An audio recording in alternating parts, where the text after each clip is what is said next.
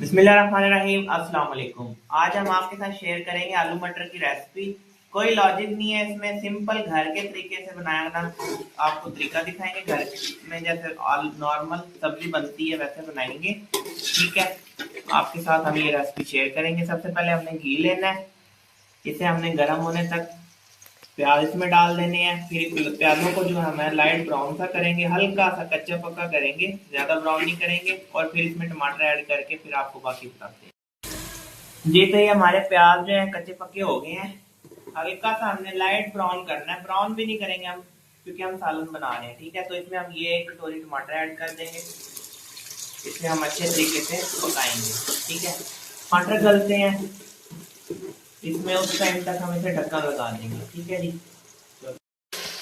जी साथ ही हम इसमें अदरक और लहसुन का पेस्ट ऐड कर देंगे, एक कटोरी।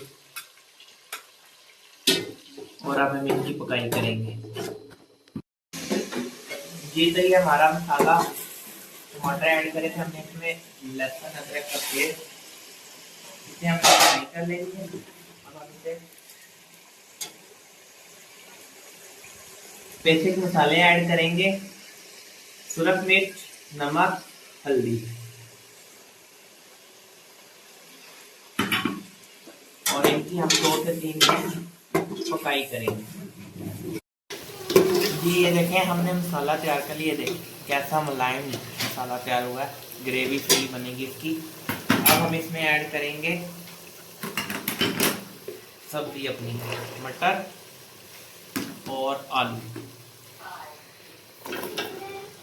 5 मिनट तक पकाएंगे, ठीक है।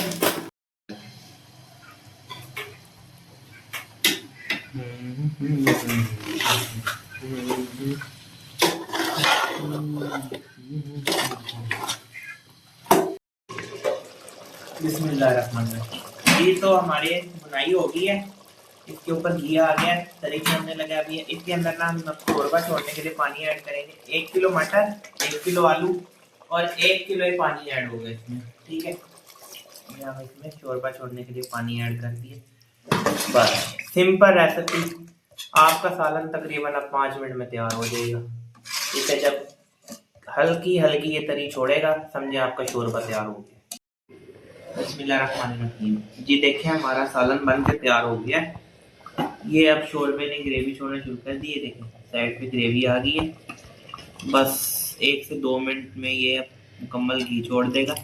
अब हम आपको इसकी फाइनल लुक दिखाते हैं। जी तो ये हमारा सालन बनकर रेडी हो गया है। आप इसे चपाती के साथ, नान, आलू मटर करते हैं आप।